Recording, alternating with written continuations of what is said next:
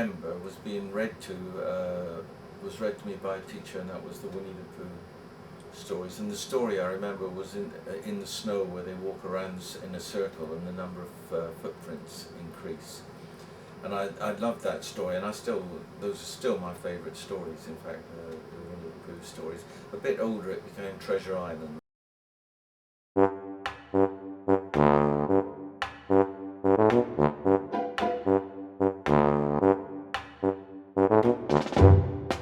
We didn't really have a lot of books in the house. It was that was pre-war, when I was first a child, and during the war there were a lot of books.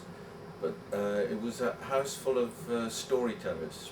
My mother told stories. When my father talked even about his work or anything, he told it like a story. The teachers told stories. When later I went to the Scouts, there was storytelling there. Friends told stories. Eventually I started to tell stories, first of all to myself, and then later to friends.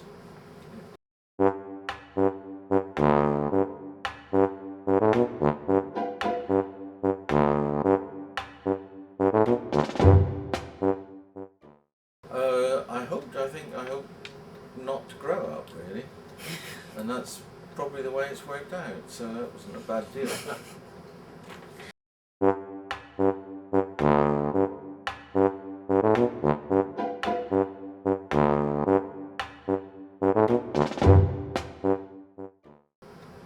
Well, I drew a lot when I was young. I think my mother used to encourage me to draw on steamed up windows, things, because that was quite cheap, because then you could clean them off, and when they steamed up you could draw on them again, and you didn't have any paper waste or things to throw away.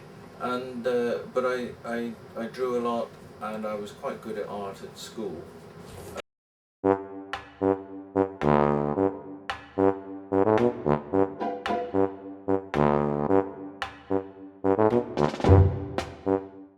The idea of Elmer came partly from a mixture of drawing elephants as cartoon elephants. I liked drawing elephants, and the paintings that I was painting at the time were quite influenced by Paul Klee. They were squared up. They weren't such pure colours as Elmer. And I suppose one day, probably, I didn't have a canvas, so I drew on one of the drawings or something. But somehow or other, the elephant and the paintings got mixed together, and Elmer was there.